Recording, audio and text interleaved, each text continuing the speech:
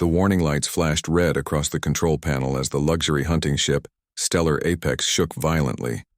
Captain Velkan gripped his command chair and shouted orders to his crew, but his words were lost in the screaming sound of metal tearing apart. Through the main viewing window, the green jungle of Keth Prime rushed up to meet them. Tae-ho braced himself against the wall and watched the alien crew panic. He had seen crashes before during his time in the Korean military, but this was different. These aliens had never faced real danger. They lived in a galaxy where technology solved every problem and money bought every solution. Now their expensive ship was falling apart around them, and all their advanced weapons could not stop gravity. The ship hit the jungle canopy with a sound like thunder. Trees as thick as buildings snapped like twigs. The hull scraped against massive branches before finally slamming into the ground with a crash that threw everyone against the walls. Emergency lights flickered on and off. Steam hissed from broken pipes.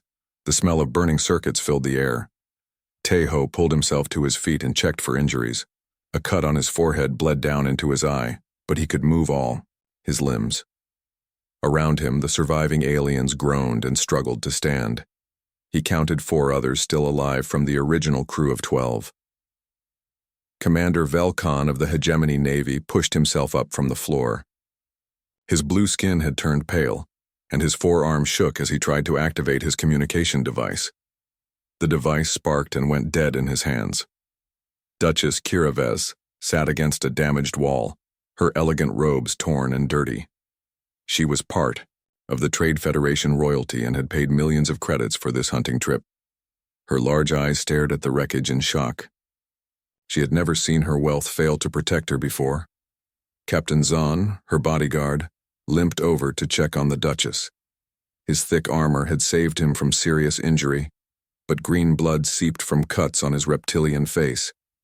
He carried 2 energy rifles and enough ammunition to fight a small war. The last survivor was Dr. Minho, a young Korean scientist who studied alien biology. He worked for the hunting preserve and knew more about the creatures on this planet than anyone else alive. Right now, he looked terrified. Tae-ho moved to the emergency exit and tried to open it. The door had been crushed in the crash and would not budge. He found a piece of metal debris and used it as a lever. The other survivors watched as he forced the door open with simple human strength. Hot, humid air rushed into the ship. The sound of the jungle filled their ears. Birds called from the canopy above. Insects buzzed in clouds around them. Somewhere, in the distance, something large crashed through the underbrush. "We need to move," Tae-ho said in the common galactic language. "This ship will attract scavengers." Commander Velkan stood up straighter and tried to take charge. "I am the ranking officer here. We will wait for rescue. The Hegemony will send ships to find us." Tae-ho shook his head. "The emergency beacon was destroyed in the crash. No one knows we are here. And this is a hunting preserve. Everything on this planet was designed to kill." Dr. Minho nodded quickly. "The human is right. The creatures here are enhanced versions of Earth's most dangerous predators. They are bigger, stronger, and smarter than their natural cousins. The preserve covers 500 square kilometers of jungle. No prey has ever escaped." Duchess Kiraves stood up slowly. "What do you mean no prey has ever escaped?" "This planet is a hunting ground for wealthy aliens," Tae-ho explained. "They bring Earth animals here and make them more dangerous using genetic science. Then rich aliens come to hunt them for sport. But sometimes the hunters become the hunted." "Captain," Zahn checked his weapons. "How long can we survive out there?" "That depends on what finds us first," Dr. Minho said. His voice shook with fear. "There are enhanced tigers that can break through steel, terror birds that hunt in packs, velociraptors with improved intelligence, and worse things in the deep jungle." Tae-ho gathered supplies from the wreckage. He found a survival knife, some medical supplies, and a few energy bars. The aliens had expensive equipment, but most of it was broken or useless in the jungle environment. "We need water first," he said. "Then shelter. Then we figure out how to stay alive until we can reach the control center." "How far is the control center?" Commander Velkan asked. Dr. Minho consulted a damaged tablet. "About 50 kilometers through the densest part of the jungle. But the path is controlled by territorial predators. The preserve designers made sure there was no easy way out. As they prepared to leave the crashed ship, the sun began to set. The jungle sounds changed. Day creatures went quiet while night hunters began to stir. Tejo felt his military training kick in. This was enemy territory and they were outnumbered. "Stay close together," he told the group. "Do not make unnecessary noise. Follow my lead and do exactly what I say." Commander Velkan bristled at taking orders from a human. "I have fought in 3 galactic wars. I do not need survival lessons from a primitive species." Before Tejo could respond, a low growl echoed through the trees around them. It was deep and powerful, the sound of a predator that feared nothing. The aliens froze in terror, but Tejo recognized it immediately. "Tiger," he whispered. "A big one." The growl came again, closer this time. Through the thick jungle undergrowth, they caught a glimpse of orange and black stripes. But this tiger was wrong somehow. It was too large, too intelligent looking. Its eyes glowed with an unnatural light in the growing darkness. "Enhanced Siberian tiger," Dr. Minho breathed. "They call him Bak. He is the alpha predator of this sector. Nothing has ever survived an encounter with him." The tiger stepped into a patch of moonlight, and they could see his true size. He was nearly twice as large as a normal tiger, with muscles that rippled under his striped coat. His teeth gleamed like white daggers. His eyes studied the group with an intelligence that was almost human. Beck circled them slowly, staying just at the edge of the jungle shadows. He was not hunting yet, just learning about his new prey. The aliens raised their weapons, but their hands shook too much to aim properly. Tejo stood perfectly still. He had studied tigers during his military service in the Korean mountains. He knew that running would trigger the hunt reflex. He also knew that their weapons might wound the beast, but an injured tiger was even more dangerous than a healthy one. "Nobody move," he said quietly. "Let him decide we are not worth the trouble." But even as he spoke, Tejo knew they were in serious danger. This was not just any tiger. This was a perfect killer, enhanced by alien science and trained to hunt the galaxy's most dangerous prey. The hunt had begun. The tiger watched them for 3 long hours. Beck moved like a ghost through the jungle shadows, appearing and disappearing without sound. The aliens huddled together near the crashed ship, their energy weapons ready but useless against an enemy they could barely see. Tejo sat apart from the group. He kept his eyes on the darkness and listened to every sound. His grandfather, One-Sik, had taught him about tigers when he was a boy in Korea. The old man had worked with the last wild tigers in the northern mountains before the war. "Tigers are not evil," his grandfather had said. "They are just very good at being tigers. Respect them and they might respect you back." Now facing an enhanced tiger twice the size of any natural predator, Tejo wondered if his grandfather's wisdom still applied. The attack came at dawn. Captain Zahn was checking the crashed ship for more supplies when Bayek struck. The tiger moved, faster than the eye could follow. One moment the jungle was empty. The next moment 400 kilograms of enhanced predator slammed into the alien bodyguard. Zahn fired his energy rifle, but the blast went wide. Bayek's claws tore through the alien's armor like paper. The bodyguard screamed once before powerful jaws closed around his throat. The sound ended with a wet crunch. The other aliens opened fire, but Beck had already vanished back into the jungle with his prey. Only drops of green blood on the ground showed where Captain Zahn had died. Duchess Kiraves stared at the blood in shock. He was wearing military-grade armor. Nothing should be able to penetrate it so easily. "Enhanced predators," Dr. Minho whispered. "They were designed to hunt aliens in armor. Our technology means nothing to them." Commander Velkan raised his rifle toward the jungle. "Let it come again. I will be ready this time." Tejo shook his head. "You cannot fight a tiger like a soldier. It is not an enemy army. It is a force of nature." "Then what do you suggest, human?" Velkan snarled. "That we surrender to a beast?" Before Tejo could answer, the tiger returned. This time Bayek did not attack. He sat at the edge of the clearing and watched them. His orange eyes studied each survivor carefully, as if deciding which one to take next. The aliens kept their weapons trained on the massive predator, But they did not fire. They had seen how fast he could move. They knew their shots would miss. Tejo stood up slowly. The aliens gasped as he walked toward the tiger. "What are you doing?" Duchess Kiraves hissed. "It will kill you." "Maybe," Tejo said. "But hiding behind weapons is not working." He stopped 10 meters from Beck and sat down cross-legged on the jungle floor. The tiger's ears twitched forward with interest. Tejo kept his hands visible and made no sudden movements. For long minutes, human and tiger stared at each other. Tejo could see the intelligence in those orange eyes. This was not just a killing machine. The genetic enhancements had made Beck smarter, more aware. He was choosing his actions, not just following instinct. Slowly, Tejo began to speak in Korean. He used the same tone his grandfather had used with the mountain tigers, low and calm, with no threat or fear. "I know you understand more than they think," he said. "You are not just a beast anymore. You are something new." Beck tilted, his massive head to one side. His tail stopped twitching. "We are both far from home," Tejo continued.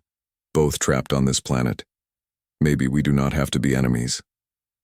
The tiger rose to his feet. The aliens behind Tejo raised their weapons, but the human held up one hand to stop them. Beck walked closer, each step careful and deliberate. When the tiger was close enough to touch, he stopped. His huge head came down to Tejo's eye level. They stared at each other for a heartbeat that felt like forever. Then Beck did something that shocked everyone. He chuffed softly, the sound tigers make when greeting friends. Tejo smiled and slowly extended his hand. Beck sniffed it carefully, then allowed the human to touch his massive head. The tiger's fur was coarser than normal tigers, but warm and alive. "Impossible," Dr. Minho breathed. "The enhanced predators never form bonds with other species. They were designed to be perfect killers." "Maybe they were designed wrong," Tejo said, still stroking Beck's head. "Intelligence brings choices, and choices can surprise everyone." The moment was broken by the sound of screaming in the distance. Something else was hunting in the jungle, and it was getting closer. Beck's head snapped up, his ears alert. He growled low in his throat, but the sound was not directed at the humans. It was a warning about something else. Through the trees came a pack of creatures that made the aliens step back in fear. They looked like velociraptors, but larger and more intelligent. Their eyes gleamed with cunning, and they moved together like a military unit. "Enhanced hunting pack," Dr. Minho said. "They coordinate attacks better than any natural predator." The raptors spread out to surround the clearing. There were 6 of them, each one the size of a large wolf but armed with claws like curved knives. They had learned to hunt alien technology users, and they knew exactly how to avoid energy weapon. Fire Commander Velkan aimed his rifle at the nearest raptor. "I can take them." "You will miss," Tejo said. "They are too fast and too smart." As if to prove his point, the raptors began their attack. They did not charge straight in like animals. Instead, they used distraction tactics. 2 raptors showed themselves on the left while the others circled around behind. Velkan fired at the visible targets and missed both shots. The hidden raptors leaped from the jungle shadows, ready to tear apart the confused aliens. That was when Bayek joined the fight. The massive tiger exploded into motion, intercepting the attacking raptors in mid-leap. His claws raked across scaled hide while his jaws crushed bones. The raptors were fast and clever, but they had not expected to fight another enhanced predator. Tejo pulled out his survival knife and moved to guard the aliens' backs. He could not match Beck's raw power, but he could use strategy and tools. When a raptor tried to flank the tiger, Tejo was there with his blade. The fight lasted only minutes, but it felt like hours. When it was over, 4 raptors lay dead in the clearing. The other 2 had fled back into the jungle. Beck stood among the bodies, breathing heavily but uninjured. He looked at Tejo and chuffed again, this time with what almost sounded like approval. The aliens stared in amazement. They had just watched a human and an enhanced tiger fight together as partners. It went against everything they thought they knew about Earth species. "How did you do that?" Duchess Kiraves asked. How did you make it trust you? Teho cleaned his knife on a piece of cloth. I did not make him do anything. I just showed him we could be stronger together than apart. He looked at Beck, who was now grooming his striped coat. My grandfather always said tigers are not so different from humans. We both know the value of family. As they prepared to leave the crash site, Beck fell into step beside Teho. The tiger had made his choice. For the first time in galactic history, a human and an enhanced Earth predator were working as a team. The jungle ahead was full of dangers, but they would face them together. 3 weeks had passed since the crash, and the jungle was changing the survivors in ways none of them expected. The aliens grew weaker each day while Teho seemed to become stronger. Commander Velkon's blue skin had turned gray and sickly. His forearms shook when he tried to hold his energy rifle. The weapon's power cells were almost dead, and he had no way to recharge them. His military training meant nothing in a place where technology failed and nature ruled. Duchess Kira Vess looked nothing like the elegant royal she had been. Her expensive clothes were torn and dirty. Jungle insects had bitten her pale skin until it was covered in red welts. She tried to use her wealth to solve problems, but the jungle did not care about money or titles. Dr. Minho was the only alien who seemed to understand their situation. He watched everything Teho did and tried to learn. But his soft scientist hands were not made for jungle survival. Every task that came naturally to the human was a struggle for him. Teho, meanwhile, had become something new. His Korean military training combined with childhood lessons from his grandfather Won-sik to create skills the aliens had never seen. He could find clean water by following the flight patterns of birds. He could build shelters that kept them dry during the heavy jungle rains. He could make tools from vines and stones that worked better than their broken alien technology. Most amazing of all was his partnership with Bayek. The enhanced tiger had become more than just an ally. They hunted together like they had been born for it. Beck would drive prey animals toward Teho's carefully placed traps while the human used his intelligence to plan their strategy. This should not be possible, Dr. Minho said one evening as they ate meat that Bayek had caught and Teho had cooked over a fire made without matches. Enhanced predators were designed to be solitary hunters. They were never supposed to work with other species. Teho fed a piece of cooked meat to Beck, who took it gently from his hand. Maybe the scientists who designed them did not understand what intelligence really means. What do you mean? Duchess Kira Vess asked. Intelligence is not just about being smart, Teho explained. It is about making choices. Beck chooses to work with me because we are both stronger together. Your scientists made him smarter, but they could not control what he would choose to do with that intelligence. Commander Velkan spat into the fire.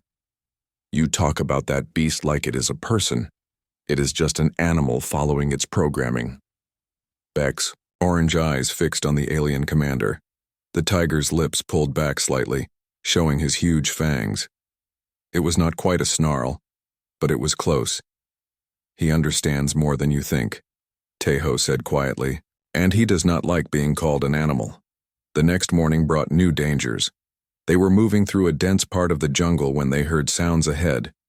Teho held up his hand for silence and crept forward to investigate. Through the leaves, he saw something that made his blood run cold. A group of enhanced terror birds was feeding on the remains of some unlucky creature. Each bird stood over 2 meters tall with beaks like spears and claws that could tear through steel. These were not the stupid birds of Earth's prehistoric past. The genetic enhancements had made them smart enough to use tactics and work together. They were one of the most dangerous creatures on the preserve. Teho crept back to the others. Terror birds, he whispered. 6 of them. We need to go around. How far around? Commander Velkan asked. Maybe 2 days through the swamp, Teho replied, Velkan's face twisted with anger. 2 days? We cannot waste that much time. I say we fight through them. With what weapons? Dr. Minho asked. Our energy rifles barely have enough power left for one fight. Then we use the beast, Velkan said, pointing at Bayek. Send it to attack while we run past. Beck's growl was low and dangerous. The tiger understood enough alien language to know what the commander was suggesting. Tejo stepped between them. Beck is not a tool to throw away. He is my partner. Partner? Velkan laughed bitterly. You have lost your mind, human. That thing will turn on you the moment it gets hungry enough. No, Duchess Kiraves said quietly. Everyone turned to look at her. The human is right. I have been watching them for 3 weeks. The tiger protects him even when there is no benefit. They share food even when it is scarce. This is not programming or instinct. This is something else. She looked at Tejo with new respect. Your species does something mine cannot understand. You form bonds that go beyond logic or self-interest. You adapt to environments that would kill us. You find solutions where we see only problems. Dr. Minho nodded eagerly. The Galactic Council needs to study this. Humans might represent a new form of intelligence that could change everything we know about survival and cooperation. Study this? Commander Velkan snarled. The only thing we need to study is how to get off this cursed planet before we all die. That night, Velkan made his move. He waited until the others were asleep, then crept toward where Beck lay resting. The alien commander had decided that the tiger was the source of all their problems. If he could kill the beast while it slept, they could return to proper military order. He raised his energy rifle and aimed at Bayek's head. His finger tightened on the trigger. Beck's eyes opened. The tiger had not been asleep at all. What happened next was too fast for the human eye to follow. Beck rolled aside as the energy bolt scorched the ground where his head had been.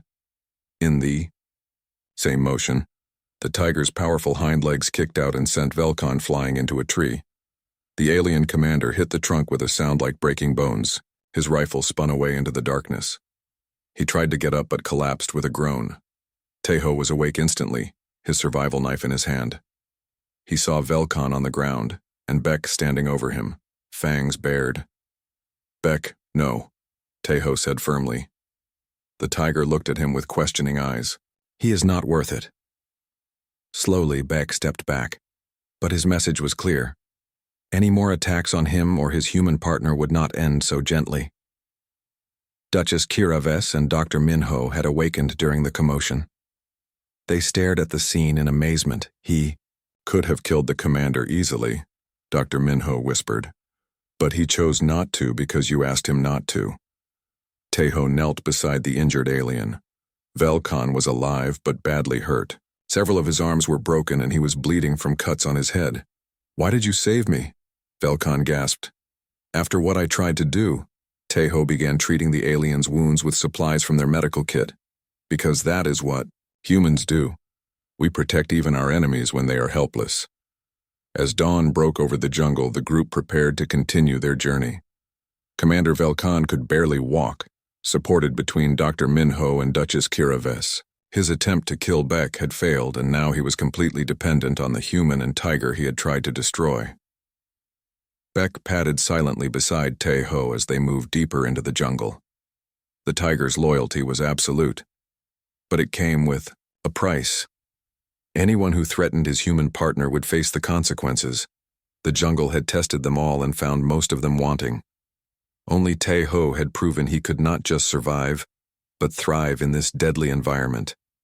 And only Beck had chosen partnership over predation. Together, they were becoming something the galaxy had never seen before. After 5 weeks in the jungle, they finally reached the preserve's control center. The building rose from the green canopy like a metal mountain, its silver walls reflecting the morning sun. But something was wrong. No lights blinked on the communication towers. No vehicles moved around the landing pads. The entire facility was silent as a grave.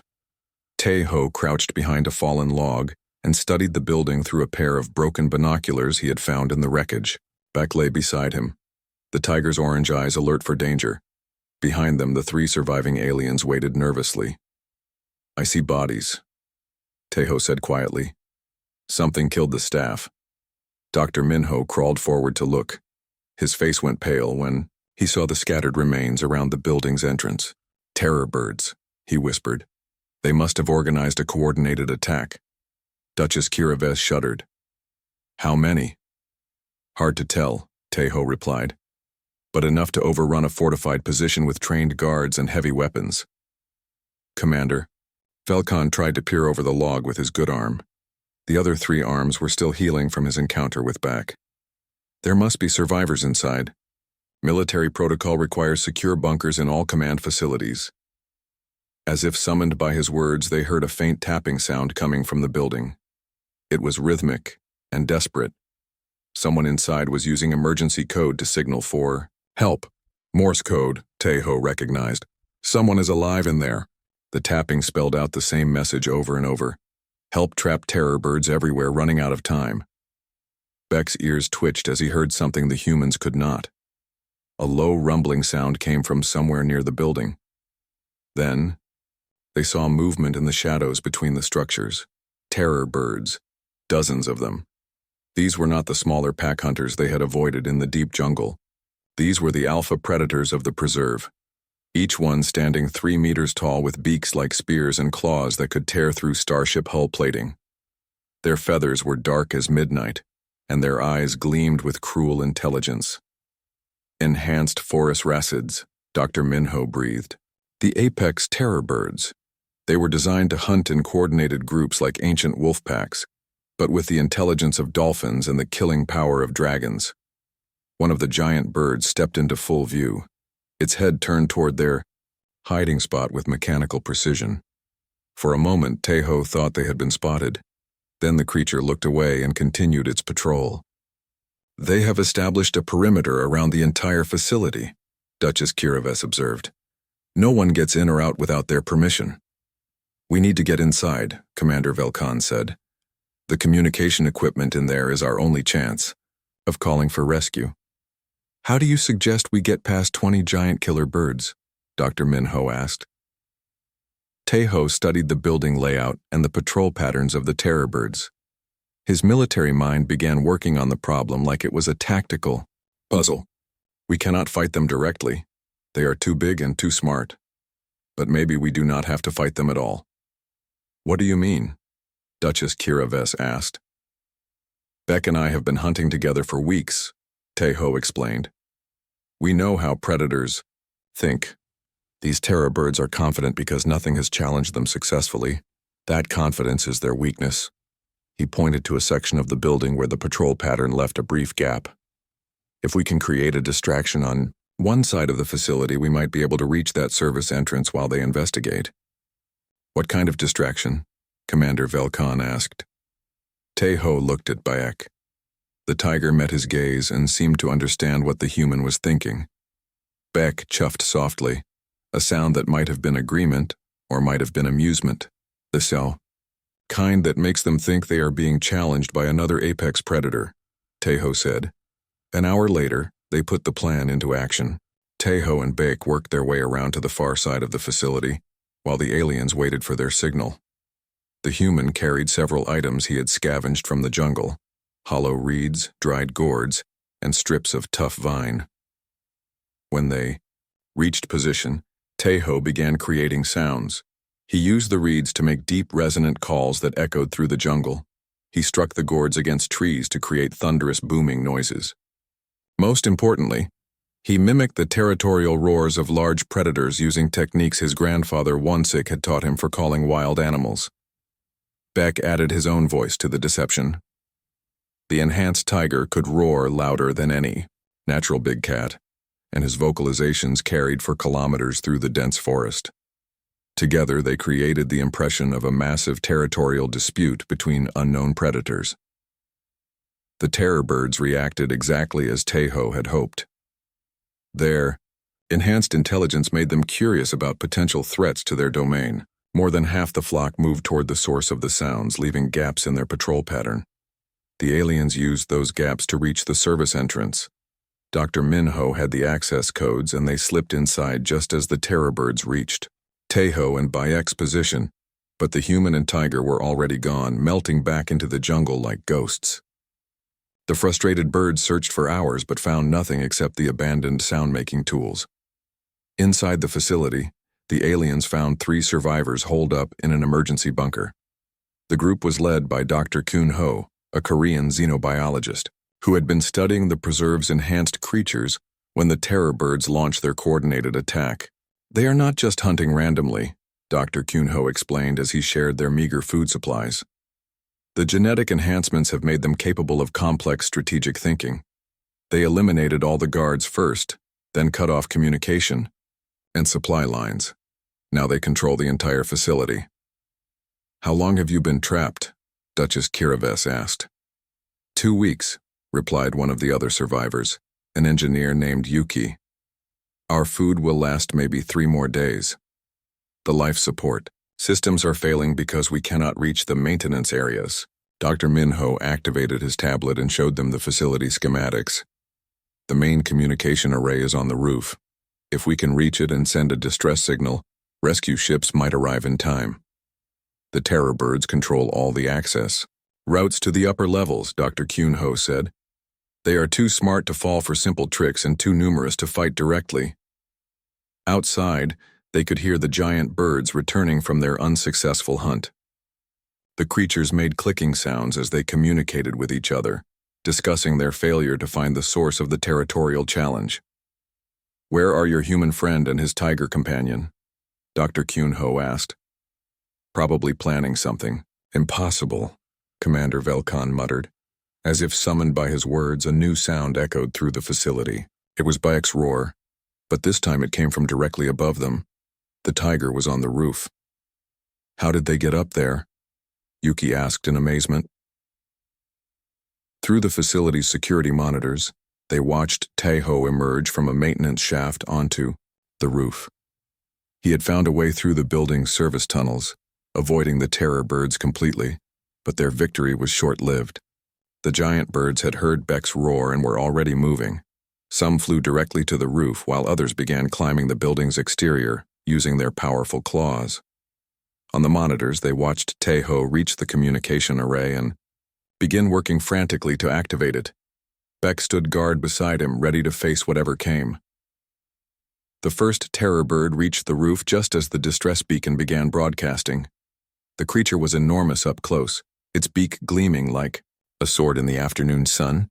It studied the human and tiger with cold intelligence, calculating the best approach for the kill. More terror birds arrived, surrounding Taeho and Beck on all sides. The odds were impossible. Even enhanced, a single tiger could not fight 20 giant predators at once. But Taeho was not finished yet. He had one more trick to play, one last desperate gambit that would either save them all or get him and Beck killed. He activated every alarm and emergency system in the facility simultaneously. Lights flashed, sirens wailed, and automated defenses came online.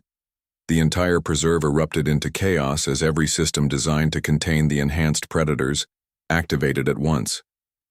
In the confusion that followed, the terror birds had to choose between killing their immediate prey and responding to what appeared to be a facility-wide emergency. Their enhanced intelligence became a liability as they tried to process too many threats at once. Taeho and Bayek used those precious seconds to disappear back into the building's maintenance system. They had sent their message to the galaxy. Now they just had to survive long enough for rescue to arrive. The hunt was entering its final phase. The rescue fleet arrived 3 days later like thunder from the stars. Massive hegemony warships descended through Keth Prime's atmosphere, their weapon systems locked onto the preserve facility. Fighter craft swarmed around the landing zones, while transport ships prepared to evacuate the survivors. Admiral Korthul commanded the rescue operation from his flagship. He was a veteran military leader who had fought in dozens of galactic conflicts, but he had never seen anything like the reports coming from the surface. Confirm that again, he told his communications officer. A human formed an alliance with an enhanced predator? Yes, sir, the officer replied.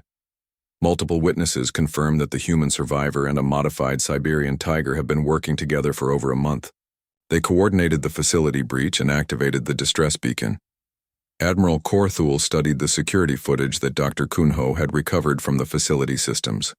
The images showed Taeho and Beck moving through the jungle like they had been partners for years. They hunted together, fought together, and protected each other with absolute loyalty. Impossible, the Admiral muttered. Enhanced predators do not form bonds with prey species. Down on the planet's surface, the rescue teams had established a secure perimeter around the facility. The terror birds had retreated deeper into the jungle when the warships arrived, but they still controlled most of the preserved territory. Taeho emerged from the facility with Bayek at his side. The other survivors followed behind them, blinking in the bright sunlight after days trapped in the emergency bunker. They were thin and exhausted, but alive. Commander Velkan limped forward on his healing arms and saluted the rescue team leader. Commander Velkan, Hegemony Navy, requesting immediate medical evacuation. The rescue team medics quickly examined the survivors. The aliens needed extensive treatment for malnutrition, infected wounds, and psychological trauma. They were loaded onto medical transport ships within hours, but when the medics approached Taeho, they found something unexpected. The human was in better physical condition than when he had crashed on the planet 6 weeks earlier. His muscles were harder, his reflexes sharper, his eyes clearer. The jungle had not weakened him like it had the aliens. It had made him stronger. Sir, the lead medic reported to Admiral Korthul.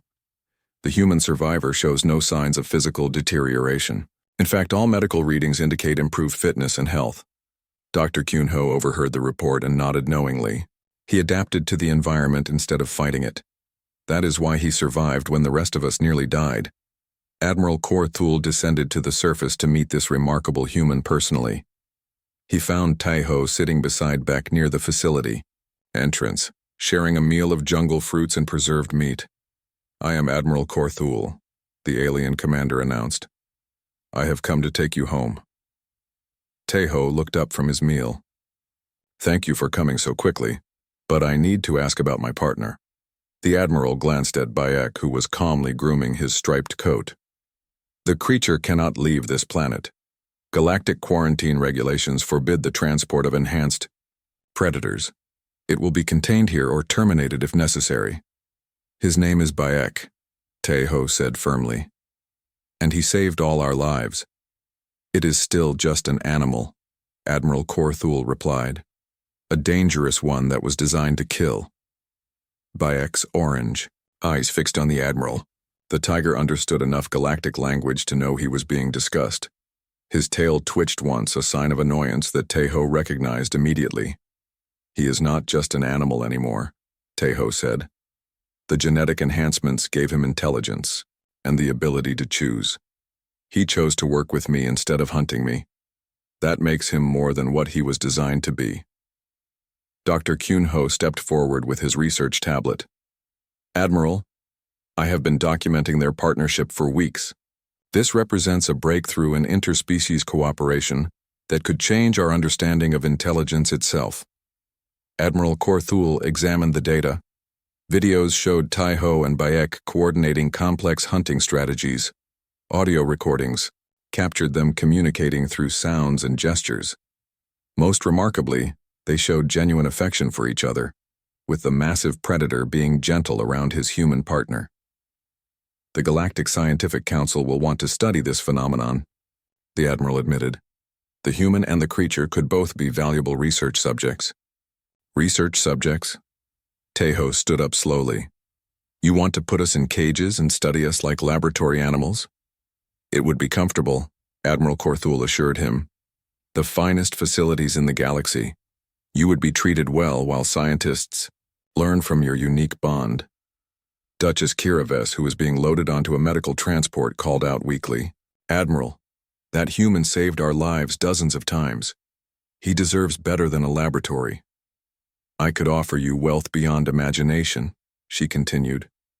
A position in my household. Anything you want except... She looked at Bayek sadly. Except, we cannot take him with us. Dr. Minho approached from the medical transport where he was being treated. The research possibilities are incredible, he said excitedly. We could learn how humans adapt to hostile environments. We could understand how enhanced predators develop emotional bonds. This could revolutionize galactic biology. But Taeho was not listening to their offers. He was looking at Bayek, and the tiger was looking back at him. They had been through too much together to be separated now. What will happen to Beck if I leave? Taeho asked. Admiral Korthul hesitated. The preserve will be shut down after this incident. The enhanced predators will be dealt with according to standard protocols. You mean killed? Tejo said flatly. They are too dangerous to relocate, the Admiral replied. It is the only practical solution. Tejo knelt down and placed his hand on Bayek's massive head. The tiger pushed against his palm affectionately, trusting completely in his human partner. Then I have made my choice, Tejo said. He stood up and faced Admiral Korthul. I am staying here with Beck. The alien stared at him in shock. You cannot be serious, Admiral Korthul said. This planet will be abandoned. There will be no supplies, no medical support, no contact with civilization. But there will be freedom, Tejo replied. Beck and I can take care of ourselves. We have been doing it for 6 weeks already. Dr. Kunho stepped forward desperately. Think about what you are giving up. You could be famous throughout the galaxy. Scientists would study your methods for generations. And Bayek would be dead, Tejo said simply. That is not a trade I am willing to make. The rescue ships prepared to depart as the sun set over Keth Prime. The alien survivors were loaded, aboard, heading back to their comfortable worlds and advanced civilizations. Admiral Korthul made one final attempt to change Tejo's mind. This is your last chance, human. Once we leave, there will be no rescue missions. You will be truly alone. Tejo looked at Bayek, who was watching the alien ships with calm indifference. I will not be alone. I will have the best partner anyone could ask for. The rescue fleet lifted off into the star-filled sky, leaving Tejo and Beck standing together in the jungle clearing. The sound of the ships faded away until only natural jungle sounds remained. Beck chuffed softly and rubbed against Tejo's shoulder. The tiger seemed pleased that they were staying together. Come on, partner, Tejo said, scratching behind Bayek's ears. Let us go home. They walked back into the jungle together, human and tiger, as equal partners in a world that belonged to both of them now. Years later, when other ships crashed on Keth Prime, survivors sometimes reported glimpses of a human and tiger living deep in the jungle. Some said the pair helped lost travelers find safety. Others claimed they were guardians of ancient secrets hidden in the forest depths. The galaxy remembered many heroes, but few chose freedom over fame, loyalty over luxury, or partnership over power. Tejo and Beck had chosen all three, and in doing so, they became legends that inspired others to look beyond the boundaries of species, technology, and civilization itself.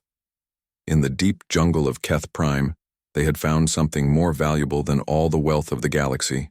They had found each other.